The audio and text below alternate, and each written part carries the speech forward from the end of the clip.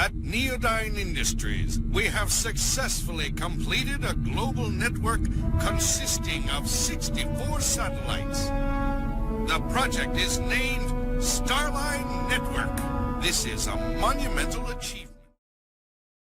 Hey everybody, welcome back to Video Game Esoteric and continuing retrospective on the Time Crisis series I'm calling Crisis Center.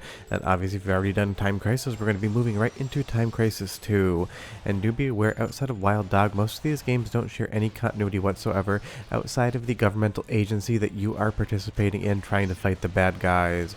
And Time Crisis 2 was a massive upgrade over both the arcade original as well as the PlayStation 1 port, because this game actually got improved when it came over to PlayStation 2. What you're watching here is the arcade original, and it's definitely a graphically inferior game, although it does have some charm, and it's an interesting situation in which the PlayStation 2 version got a massive visual overhaul. Before we get too far involved though, do me a huge favor, go down below, hit like and subscribe, and ring that notification bell, definitely helps us out. And if you feel so inclined to want to support the channel, I got a Patreon link down below as well. But Time Crisis 2 feels like the natural evolution of the original game.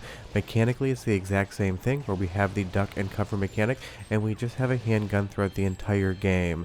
This is just an expanded upon version of the original game in all the best ways possible, bringing you the same intense arcade action on a more powerful platform, but still remaining a Time Crisis game. It's a little bit less hokey in the story as well compared to Time Crisis 1, but it still is a massive amount of cheese with some absolutely ridiculous voice acting that I'll let you listen to in a little bit. But the best part about Time Crisis 2 is that it is just a hyper-competent light-gun arcade game.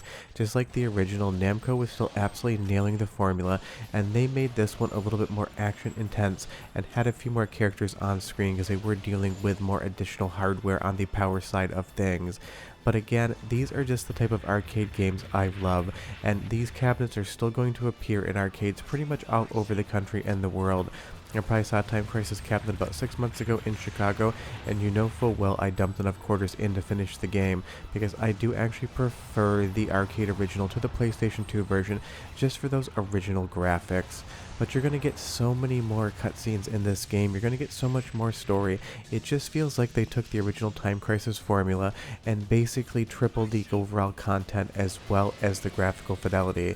And you get awesome chase sequences like this entire boss battle in a boat. You're going through a canal that looks like some European city, and it is just an absolute ton of fun. And the other thing about this game, which I like over the original, is the challenge is definitely upped.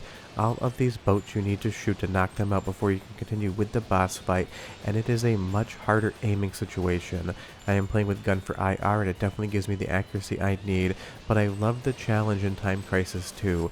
It just dials everything up, it makes it harder while still feeling fair at the same time. And this, with all of the moving camera angles, all of the swing and sway, really does feel like an action movie come to life. That's the best thing about the Time Crisis franchise. It really does feel like it's taking you into an 80s action movie with a chase sequence and giving you a light gun to fight your boss and opponent. And that is just stuff that always works. The one thing I wish that they had done versus this is had in-engine cutscenes, because all of the cutscenes in the game are going to be pre-rendered FMV sequences, and they don't really tonally match everything else you're seeing within the in-engine gameplay. And as far as the story is concerned, again, feels like it was ripped right out of a James Bond movie, as do most of the plots of Time Crisis, because they have a satellite that they're trying to launch into orbit. But as we come into the second stage here again, this graphically still feels pretty close to the original game as far as setting is concerned. Sure, we're no longer in a medieval castle, but we do have some of the same colorways and vibes, where the Time Crisis 3 entry is going to be much cheerier and colorful and a little bit more militaristic, and it gets even weirder from there, because every single game in this franchise tries to top itself with cheese, intentionally so I'm sure. And as we move back over to the arcade original, you will see that it's a bit of a darker game. In some instances I like that, and in some instances I think the PlayStation 2 remake is going to be a better looking game, so you can kind of pick and choose what you want to do. Do be where it does emulate on main, but it is a slight bit rough. And of course it is a light gun game. From Time Crisis 2 on, you're going to be seeing train sequences, and they always work in this genre. But this game has an awesome soundtrack as well, but I would say it's not as good as the original. I think Time Crisis 1 had the best, so go ahead and listen for 45 seconds and I'll be right back.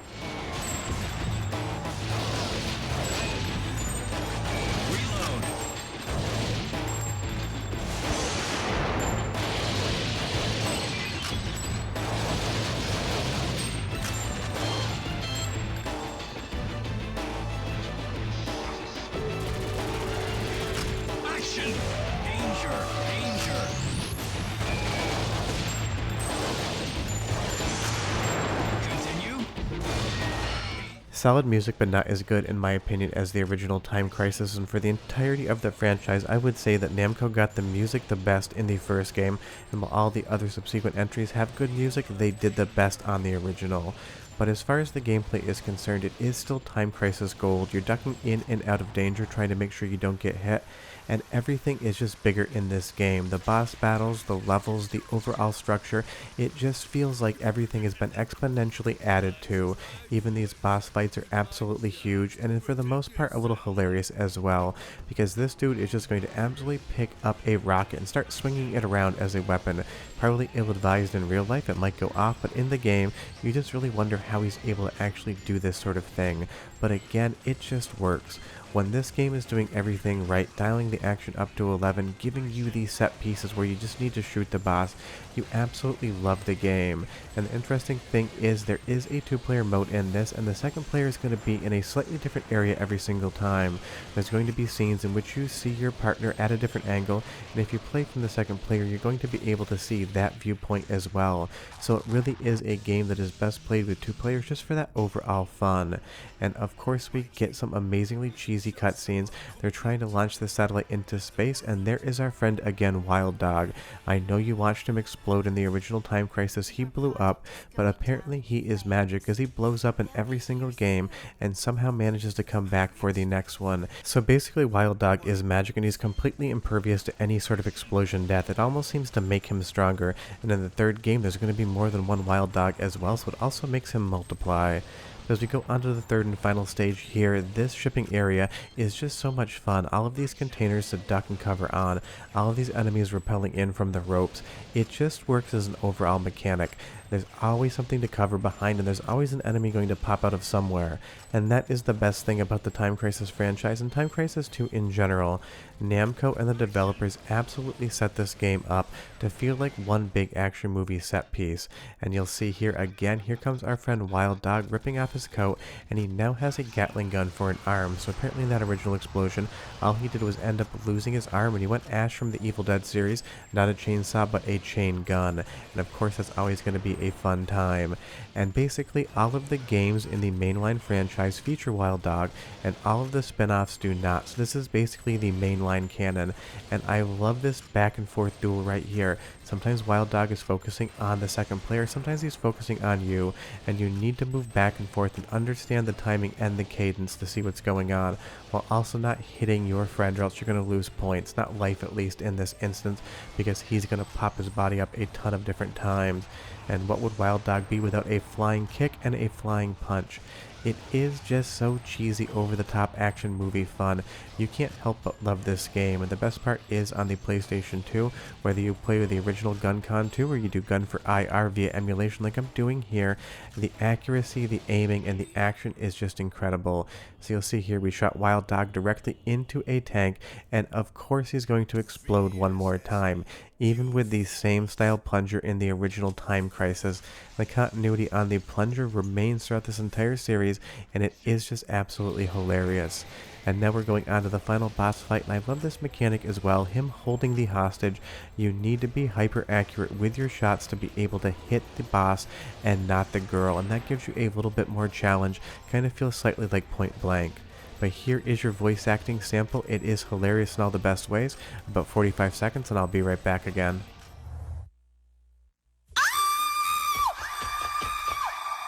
Oh, thank you.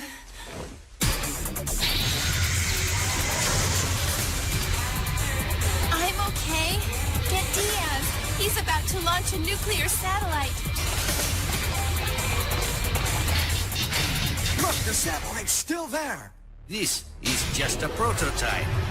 We are ready to launch. The bad guy always has that secret ace up his sleeve, the one more device he's ready to launch, and of course the one we already blew up was just a prototype. And this is maybe one of my favorite boss battles in the entirety of the Time Crisis series. You have this satellite spinning around shooting lasers at you. It's also going to have chain guns on it, because you know every good satellite has to have at least 2 chain guns while it's up in space, and the boss is going to be popping out his head here and there. And that's the thing about the Time Crisis franchise, the stories really don't share any continuity, and they honestly don't matter that much. There's always an inciting incident just to get you into a gun battle, with the one constant being Wild Dog. So from a retrospective fashion, we're really talking about Wild Dog and the overall expansion of the light gun mechanics, because this game is just a 10 out of 10 when it comes to gameplay. And of course we're going to have that dramatic fall, almost like Hans Gruber, up the top of the Nakatomi Tower, and it's going to go in slow motion at spots as well. And obviously that one explosion is going to keep us from having that satellite go into space. The rocket is going to fall and it's going to explode on the pad, blowing everything up. But of course our players are safe, because just like Wild Dog, it seems like any sort of protagonist or antagonist in this series cannot die. They are magic, they will never decease. And that's the fun part here. It's just over the top, it's ridiculous, it makes no sense. But when you're playing this game, whether it's in the arcades or at home, it is just some of the most fun light gun gaming you can play from a company not called Sega. And of course we get a thumbs up because we did a good job. But leave me a comment down below and let me know if you ever played Time Crisis 2. Did you play it in arcades? Are you a PlayStation 2 player? I would be curious. And of course next week we're going to be jumping right into Time Crisis 3. And it wouldn't be a Time Crisis game if there wasn't a helicopter rescuing everyone and flying away, usually into the sunset, but in this instance into the moonlight. But we are done. We've beaten Time Crisis 2. We're about a third of the way through the retrospective. But trust me, I got a lot more coming. Short of that, we are done. The helicopter's flying away, and I'll see you guys next time. Bye-bye.